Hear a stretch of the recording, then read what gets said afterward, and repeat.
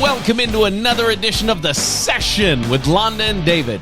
My name's David Austin, and sitting across from me, as always, the absolutely most beautiful person I've ever looked at. And I gotta tell you, you look spectacular for a girl who was on death's door for almost 2 full weeks. Back from the dead, barely. I mean, wow. That Delta variant... We don't know for sure what it was. That's no joke. But, yeah, I'm about 50% back. I would say you're about 37% back. Well, then you're welcome for being here. I got to tell you, you being sick is one of the hardest things for me to deal with because I love you so much, and it pains me to see you in pain. And the couple of times that you cried during it, no fun. No fun. Although you look really good when you cry, so I should pick more fights with you. It was some shit. That's what it was. It was awful. Absolutely awful. I still feel terrible, but here we are. Well, you look a lot better. I know you feel a lot better, but that's still not a lot. I can sit up. Yes. And hopefully you'll be able to make about 42 to 48 minutes worth of show today. Fingers crossed. Because I don't know if I've actually sat up that long in the last 2 weeks. I can tell you, it is absolutely a gift from God that you didn't have horrible respiratory stuff going on. You've got a cough. I do have a cough. Everybody who has listened to the podcast for months and months and months knows that you have a little bit of a cough anyway. Yeah. Is it cough variants asthma? Yeah. Yeah. So, that won't be a surprise to anybody, but I will try to tone down my personal presentation a little bit so that we can match energy. My energy is asleep on the floor, so I don't know if there's any matching energy, but that was terrible. I mean, we were, 3.5 weeks into a big road trip, and I just got sideswiped by this, and thank God you were smart enough to say, nope, we're cutting it short and going home. It was a lovely trip. It was a good time back home in Washington, a nice 10 days to see the peeps and all of our friends and all of our customers and all of our business partners. And we still didn't get to see everybody. Right. It's like it's never enough time. You're absolutely right. And I feel bad because I never seem to be able to hook up with my buddy Travis Sams, who I'm always hoping will be making some big slab of meat. Oh, yeah. But he's been traveling, so when we've been there, he's been out of town. So it's been a weird deal. And I only know that from Facebook, from watching the travels of the Samses. Okay. This program, The Session with Londa and David, is all about, I would say, improving the customer service experience. Also, it's about the sales process. Also, it's about how to run a profitable business. It's a fun and educational podcast for small businesses. That's exactly right. And I'm super excited about it. And today's topic, I'm excited about because last night I got a phone call from one of our dear family friends, a young man who's been friends with the kids for years and years and years. And he was asking me questions about getting into either lending or real estate. And that made me think about what you and I ended up talking about last night until we could barely stay up anymore. Yeah. And that is, just because you have all the things naturally dialed in to be a great salesperson doesn't mean you're going to be a great salesperson. There's one thing you need to do to be a great salesperson. What is that, Londa? You've got to ask for the business. That's exactly right. You can be the most charismatic person in the world. You can be the most well-loved person in your community. You can have all the ingredients. It's almost like all the ingredients to bake a cake. Right. And you get it all mixed and you get it all put together, but you don't have an oven. Right. And if you don't have an oven, you can't bake the cake. If you don't have an oven, that's how the cake comes out. It's kind of like that, though, because Yeah. it's like having all the ingredients, but you're missing one vital element. And the Right. vital piece is to success, in sales especially, is asking for the business. And so many people don't ask for the business, and they're afraid to, or they don't know how to overcome objections, Right. or they don't know how to, I don't know. And like we were talking about, there are a lot of ways to ask for the business. And you've got some great stories I'm hoping you'll share. But Okay. but one thing to keep in mind, and I'll probably say it again later in the podcast, is you can do everything wrong, and as long as you still ask for the business in some way, and there's a million scripts, Right. But even if you just say, so do you want to work together?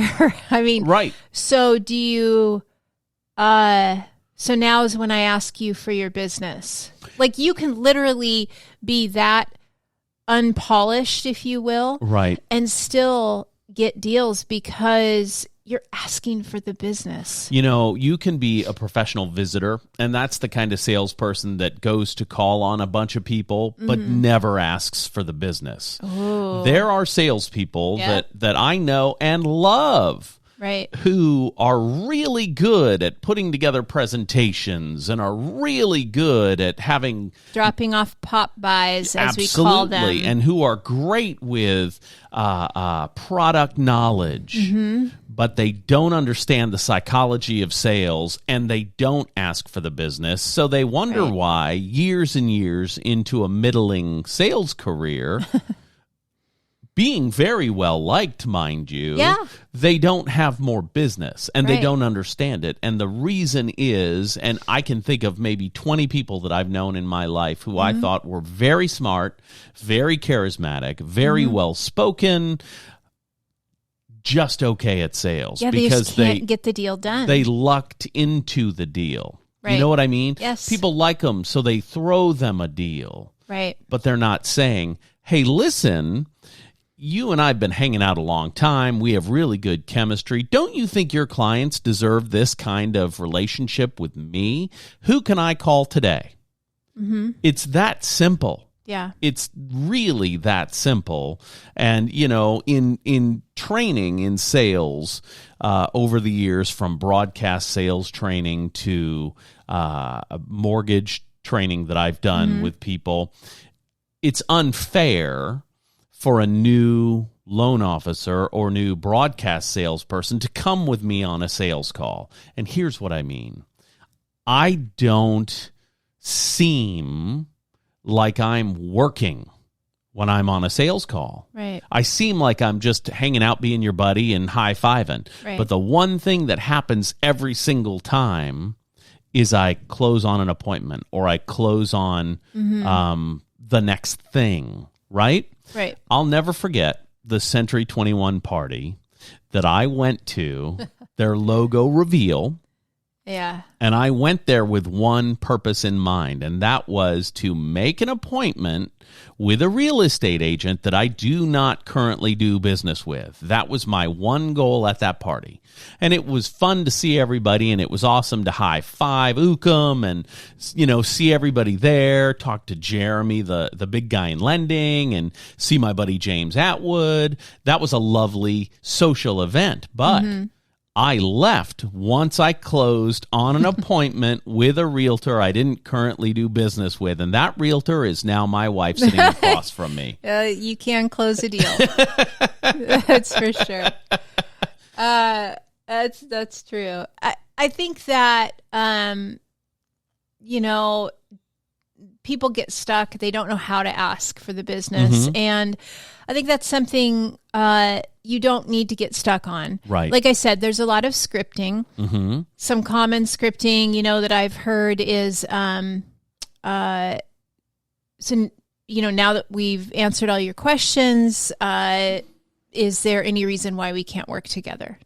Okay. That's one kind of lead into the close, right? Right. I'm trying to think of different way. We didn't Pre-plan it. Pre-plan this, but we've been in sales enough. We can ask.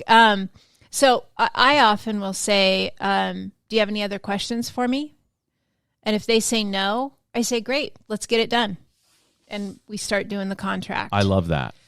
And another closing is just to slide their contract across the table in a pen. And if there's no other questions, let's go ahead and get started. I mean, there's a million different ways to do it, but the overcoming the objections, we were talking about that a little bit. Right. I have to check with fill in the blank. Yeah. I will never forget when I was supposed to go on vacation at 2 p.m. on a Friday. I was going to drive to Florida, and instead I was an hour and a half from my house on a sales call with my friend Ed Buggs. And Ed Buggs and I were calling on a company called Jani King, which is a international cleaning franchise, right? And we were at the mothership in, I think it was Ponchatoula, Louisiana. The mothership. Yes, we were at Jani King International. Okay.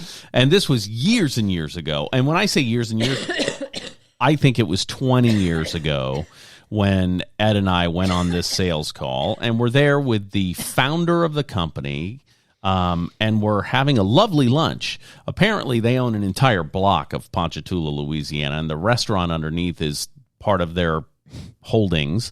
And we're having lunch and a steak lunch, and it's really, really great. We're there for 2 hours. We were thinking we were going to be there we scheduled a 15-minute meeting, and we're planning to be in and out because they were old sponsors of his show when it was on a different channel. And, he was certain it was a sure thing. He was friends with the guys, right? So we get there, we have the lunch, and at the very end, Randy says, well, you know what? This has been a great meeting. Give us a call on Tuesday so I have time to sit down with the bookkeeper and allocate some funds to this project. And just at that moment, Ed Buggs closes his folio. Right, and that's what most people want to kind of put a pin in that for just a second. That's what most people do. Right. And that's where experience comes into play, because you realize you lead the conversation as the salesperson. Right. You don't let them lead the conversation. Right. So if he said that, you got to imagine like a tennis match and he just hit the ball back to you. Right. Don't just let it fall on the ground. Don't close up your book and walk out. Okay, see you Tuesday. No. Because you'd spent 2 hours. He spent 2 hours saying yes to you. Yeah, that's exactly right. Telling us why it was so awesome being on the Ed Buggs show before, talking about how awesome Ed's content is, talking about how his political beliefs were so in line with Ed's. Right. For 2 hours. He even asked you, if I remember the story right, he asked you something about the numbers, and you That's were like, exactly right. I said, no. What do we need to talk about numbers for? Because you're a fan of Ed Buggs, and your relationship with Ed Buggs is what we're doing here. And it worked before. It worked great before. Right. Why would we even discuss numbers? The number is the intrinsic value of Ed Buggs. Right. That was the number that was important. And so Ed, when he says, so call me Tuesday, closes his folio and goes to get up. I kicked him, I think, as hard as I've ever kicked anybody under the table. And that froze him. It stunned him, And I said, oh, my God, Randy, I'm so sorry. How foolish of me to come waste 2 hours of your time. I didn't realize you needed the decision maker, and it wasn't you. I thought you were the decision maker. I'm terribly sorry. What a huge gaffe on my part. I got bad information from Ed.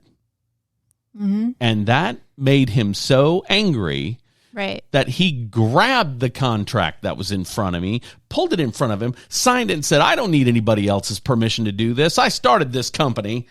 And he handed it back to me, and off we went. Yeah. Actually, we didn't just leave. We then went upstairs to their super cool Jani King headquarters and the secret bar they have behind a bookcase in the office. It was super cool. What a nice interaction it turned out to be. But I think that was a getaway story. I think Randy wanted to get out of the meeting because he's now praised Ed Bugs, told Ed how much he believes in him, and now wants to get out of there without spending any money. And I don't even know if they, so often he spent 2 hours telling you, yes. And then at the end doesn't pull the trigger. And I think it's partly because we're just conditioned to say no. Oh, maybe. Or what is this radio station? I got news for you. The radio station, before I got there to be the local sales manager under Rebecca Breeding, was billing nothing. It was the giveaway. There were no listeners. It was a nothing station. Right. But she hired a guy named Don Goslin, who went on to Clear Channel to be the head of talk or something. And she hired me just to be a salesperson. I'm the one who took interest in the station because it had been one of my affiliates when I was at the Louisiana News Network. And I told her, I said, I can do something with this. And I knew Ed wanted to get back into town. And I proposed the idea to Rebecca and to Ed that we make him the owner of the Ed Bugs Show rather than an employee. Well, I got news for you. That was a no-brainer, for sure success because the guy had been on the air in that market for years and years and years and years and years. And this guy had previous success with him. Yes. And so, so really, what would have been different on Tuesday? Nothing. That's the thing, except I would have been on vacation and wouldn't have called Tuesday. And that's actually another closing technique. Right. What's going to be different Tuesday? Is to ask them. So, totally fine. Let me ask you a question. What's going to be different on Tuesday? Right. And what he needed to do was talk to the bookkeeper to make sure something. And I got news for you. To buy local time on a radio station for a multinational company, I don't think you need permission from a bookkeeper. You know what I mean? Yeah. And that guy turned out to be a great guy, and I didn't mean to upset him, but I was just shocked. I mean, well, and that's real. When and this is how this came up last night. We were talking about it, and I've used the same or similar wording, right? Because when somebody does say to you, "I need to talk to fill in the blank," right? Could be a spouse, could be a whoever. Sure. Then the only logical question or the only logical, sequence of conversation then is to apologize to them for wasting their time. Right. And that I've done the same thing. I'm so sorry. I thought I was talking to the decision maker. I didn't realize I would never have scheduled this and taken your time, during a work day. Yeah. And let's go ahead and reschedule with both of you. And we can, revisit this. When making the appointment, one of the things to make sure you're doing is setting the appointment with the decision maker. That's right. I knew from Ed that he was the decision maker. Right. And he had a partner, and that guy was there too. So who else is there? You know what I mean? Yeah. So it was just so shocking because literally the guy was, buying the Ed Bugs Show for 2 hours. We ate steaks on him. Right. That's how excited he was to see Ed Bugs. Right. You know what I mean? But if you don't have the decision makers in the room, the reason that you want to make sure you do is you don't want to waste anybody's time. But also, like for instance, in real estate, often I'm talking with a couple. Right? Yes. You've got two buyers or two sellers involved. Right. And I want to make sure they're both in the room. This is why. So if I sit down with one of them and they say, okay, well, this is great. I'll go ahead and share this information with their partner. Right. Well, I'm sunk. Yes. I'm sunk. And this is why. They don't make the same presentation that I make. That's exactly right. They don't have 30 years of sales experience. They don't know how to make that pitch. That's exactly right. And make the close. And that's on me. That was my mistake that I didn't sit down with both of them in the first place. That's right. So you only make that mistake a couple of times and then you never make it again because you realize what a colossal waste of time it is. Never trust half of the party to make your pitch to the other half of the party. ever, ever, ever. It's exactly like when you're doing broadcast sales and you're calling on the manager of a business, not the owner of a business. The manager of the business cannot make that decision in most cases. In a few, they can. But in most cases, Right. if a business is big enough, they have a media buyer. Right. If a business is smaller, they have an owner, and that guy's holding on to money. You know, Right. you've said it yourself. No one knows how to pinch a quarter so hard that it screams like you. Yeah. And that's absolutely right. So you need to set the appointment with Yeah. the decision maker. Right. And once you've done that, you need to follow through and ask for the business. Absolutely. And don't accept a getaway story. You know? No, and it's so. I think a lot of sales is getting really comfortable with uncomfortable moments. Right. Like when they say, "Well, I need to think about it." Yes. And first of all, I learned in a sales training years ago, if they say to you, "I need to think about it," it's one of two things has happened. Either their personality is the type that really just needs to marinate in that forever, which is a small percentage of the population, or you've just given them too much information. That's exactly right. There was too much information. So that makes me think about how in that process, you as the salesperson should do the least amount of talking. Absolutely. I have seen sales calls where salespeople sit down with a potential client and do an hour-long presentation. Yeah. Nope, that's absolutely wrong. In fact, Les Savage and I were having coffee one day and saw a guy who is a pretty okay salesperson, but was new to that position, and he took a realtor out. He didn't ask that realtor. We were a couple booths away. Any questions about that realtor? Not one. I listened to the entire meeting. It was about 15 minutes, and he spoke the whole time. Right. And never made a point of relation with the realtor. And the point is to ask enough questions that you can wrap your product or service around the needs of the person across from you. Right. And you can't figure that out if you do all the talking. Right. Shut up. You know what I mean? Like, well, yeah. ask a few pointed questions and then let them tell you what they need. Mm-hmm. And either your product or service meets the need or it doesn't. It's really simple. Right. When you break it down into its most basic elements. And being honest enough to know either it is a fit or it isn't, right, too, is really important, because not everyone's a fit. That's exactly right. And, and who cares? My buddy Malcolm Adams said to me years and years and years and years ago, David, you don't need any specific knowledge about the radio station to sell radio. And I thought, what in the hell is he talking about? You need to know the customer to sell radio. And he taught me, and he loves to say now, it's been, almost 30 years, but he loves to say now that I've taught him as much as he taught me. That's untrue. But what I took away from all of my lessons with him, he was like my Yoda of sales, was it's more important to get to know who you're selling to than what you're selling them. Absolutely. Because if you know where it hurts for them and have a product that can fix it, that's all you got to do. Fix it. Fix it. Mm-hmm. It's that simple. Sales is not hard. Right. You're solving problems. And the problem, Shay Frechette said this on our Wine Country edition. People don't go to Home Depot to buy a drill because they need a drill. They buy a drill because they need a 1/4-inch hole. Yeah.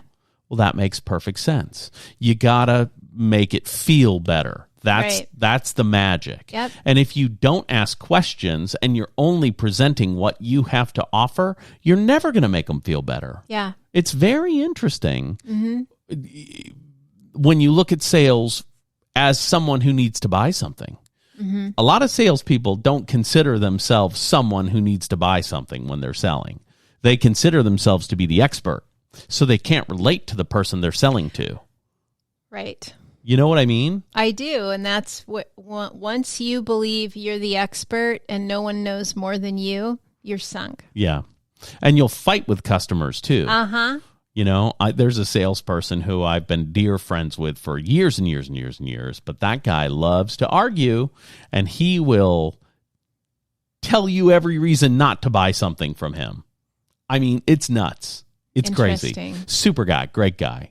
But yeah, he will fight with you. Oof.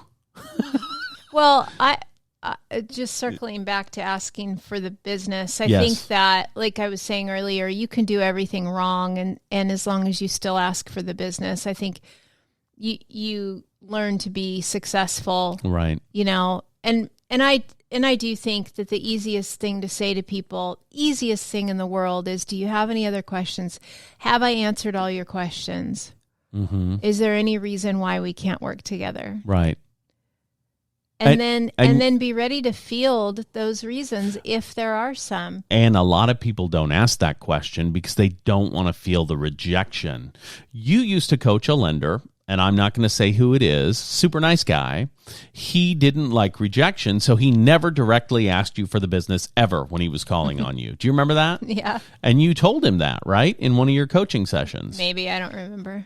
You came home and I think you told me about it, but it's really easy to be caught up in buying drinks at Twigs or going to the pub or, and never like asking you said, for the business. Professional visitor. Right. That's exactly right. People won't do business with you just because you're nice. And I mean, that you might get the one off, right? Right. But ask for the business. That's right. I really want people to take away from this how easy it is to say, can we work together? Can we do a deal together? Right. It's that easy. It really is that easy. Mm-hmm. Mm-hmm. Will you take a look at this and tell me what you think? Can we work together? Can we, and people are more than happy to work with you, to, give you a shot, to, and maybe I'm just dumb enough to believe that, right? Like, I think it takes some simplicity in the way that you think about things to be successful in sales too. If you don't overcomplicate it, right, then, if you ask enough people for their business, you'll be successful. But if you don't know how to close the damn deal by asking for the business, it's never going to work. That makes perfect sense. And that now adds to when Rebecca Breeding told me as a young man, David, use what you used in college to get laid. That's sales. And here's the more simple way to look at that. Close. Yeah. If you close, you'll be successful. And, in college dating, you can have a ton of first dates. The third date's the most important date typically if you're a closer. You know what I mean? Yeah. Well, I think there's a lot of reality to that. We've talked about that a lot, how sales and dating are similar. Yeah. And people will say, oh, well, I'm terrible at sales. And I'll say, well, are you married? Well, yeah. Well, then you can't be that terrible at sales. You closed someone on something one time at least. Yeah. And that's a big something. Not a little something. Exactly. And so if you know how to close the deal, it's just a matter of asking enough people for business. That's exactly right. That's right. We were at a boutique in Colorado. Mm-hmm. And Estes Park, Colorado. Yeah. Yeah. And there was a salesperson there who was one of the best closers I've seen. She was great. She was incredible. And the reason she was incredible is she would not take no for an answer. Right. That's exactly right. And and she wasn't even closing us on purchasing something. Right. She was closing us on taking a photo in front of their it's really a social media opportunity backdrop that they have of little angel wings. Right. And I didn't want to take a picture. Right. And I couldn't wait to take a picture. She would not take no for an answer, but not in a pushy way. She was so good. She said, you are going to look so cute in this photo. And you did. I want you guys to have this memory. Mm-hmm. And you did. You looked so cute in that photo. I actually put it on Facebook last week, that photo. And I said, no. And she said, get your butt over there and take that picture. Yep, that's right. I said, fine. In fact, I think I said to her, fine, Mom. Right. I need to work on my art. And so we went over and took the picture, but she didn't end there. She said, you can... Sorry. Cough variants asthma. Or the Delta variant. We don't know. We don't know what that is. This is the sick... Anyway, she said, go up to the front and give us your email and you can get all of our updates and you this and that and the other thing. And she didn't do it in a pushy way. Nope. She just was asking for the business she needed to ask for. And it was really, really well done. And, I got the impression that she and the owner of the store were very close friends and that she had a vested interest in making our experience good because of her relationship with the owner. This particular store had locations in Hawaii, Colorado, and somewhere else, she said. Maybe 3 in Colorado and the new one's in Hawaii. But whatever the case, I don't know. The owner had just been there and left like the day before we rolled into town. And the lady was so relaxed and conversational. She seemed like an owner. You know what I mean? And when you have an employee who has a sense of ownership in the business, it's magic. It is. And keep in mind, because I want to talk to the business owners, it's an anomaly. Yes, it's unusual.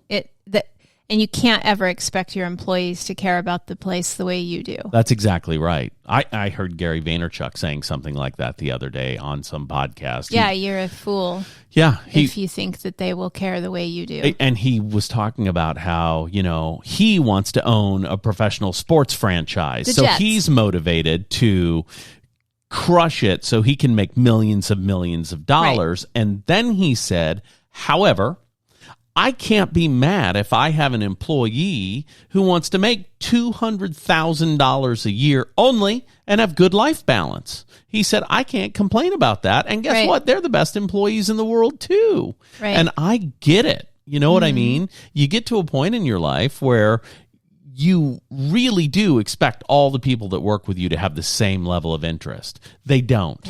They don't. They won't. They can't. Quit expecting them to. But when they do, it's magic. And you lose them. You get them for a short amount of time. And then they go do their own thing. Usually. Yes. Yep, for sure. Mm-hmm. I think, they were talking about when I had an assistant in the mortgage industry, they say you get 2 good years out of a good top-level assistant. And I think I went a little farther than that with my then assistant, who's now a very successful loan officer, boutique owner, and restaurant owner. So that lady had a great sense of ownership in the business and now owns her business. And you know who it is. It's Kara Voden. Yeah. I love that girl. Yeah. And her husband Ryan's a new realtor. And he just had his 1-year anniversary in real estate. Yeah. Congratulations, Votes. Yeah. We talk about you guys a lot. It's a little creepy. We need to dial that down. It's a little weird. So the moral of the story is ask for the business, and there's a million ways to do it, and be okay in the silence. And when you get to that point, and every salesperson knows when they're at the point where they need to ask for the business. Right. When you get to that point and you're like, there's nothing else to talk about. There's nothing left in the presentation. Mm-hmm. So do you want to do this thing? I mean, you can really be that bad. Yeah, that's right. And it can still work. That's right. In fact, what? Didn't we say, I think at one point we said to one another, so you want to do this thing? I don't know what you're referring to. I'm talking about how dating is like sales. Oh, you mean closing you on So you want to do this thing? Are we doing this thing or not? I think you closed me on that deal. I said, are we doing this thing or not? And I said, absolutely. Are you kidding me? And there you go. So it works in all kinds of things. But really you have does. to learn. You have to learn to be a good closer in lots of different areas of life. Right. You know, if you've got a partner, you gotta be able to close business, as it That's were. right. You know, if you've got kids, you've got to be able to ask for the business or close them on doing the things that you want them to do, and get really comfortable with conversations that you used to think were uncomfortable. They're really not. Once you have 100 conversations about, you know, I need to talk to my spouse before I make a decision. Right. Once you've dealt with that objection 100 times, it's nothing anymore. Right. And I think, you know, I had a mentor one time who said to me, as long as you don't quit, you'll be successful. And that's a great way for you to think about your life, because you are someone who has a strength and a track record of success that's super, super impressive. Thank you. And yes, if you keep doing what you're doing, no matter what it is, you'll be successful. I don't know if that's the same rule for every person as much as it's a rule for you. Well, I think it's like when we were in Washington 2 weeks ago or whatever, and we had a sales training there, and I gave a lot of scripts to the sales team, and I said, this may not work the first 10 times you do it. Don't call me and say, hey, this isn't working. Right. After the first 100 times you use this script, if it doesn't work, then call me. Right. And it's not because the script doesn't work. It's because of something in what you're saying or how you're saying it. And oftentimes it's simply the level of confidence. Right. In fact, what was I thinking the other day? We had toyed with the idea of buying a commercial building. Right. Yep. And we decided against it. And then a couple weeks later, the realtor called and said, hey, you know, I'm thinking about this commercial building, and would it work better for you if if I could do better on the price? Yes. And I remember thinking, ooh. Yeah. Because when you come into it, he came into the conversation apologetically. Right. And that never works. That's true. So while I say you can say it anyway, you can't be apologetic about asking for the business. Well, and in that specific case, he wasn't asking us where it hurt and how to make it feel better. He was presuming it hurt because of the price. Right, and that wasn't it. And that wasn't it at all. It just, it didn't pencil. It didn't make sense. Yeah. Ultimately, it was the location that didn't work for me. That's exactly right. And you can't do anything about location. Right. That's exactly right. And when the day we decided that the location was wrong, we drove into downtown Lakeland and rented a space that day.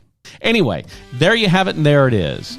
We have done the post-COVID show with Londa Sherwood Austin. I made it. I can't believe that you were sick for straight 10 days. Yeah. And it was no fun at all for you. And I didn't get sick at all. So for me, at least, if it was COVID and you didn't have respiratory issues, and we don't know, the vaccine worked for me if it was COVID, because I feel great. Anyway, that's all I have. Is there anything else you want to add? Ask for the business. Ask for the business. And don't accept a getaway story. Call me Tuesday and we'll talk about it. What's going to be different on Tuesday? There you go. Yeah, I mean, you just keep asking the questions till you've got the business sealed up. I like it. For Londa Sherwood Austin, my name is David Austin, and this has been The Session with Londa and David. Talk to you soon.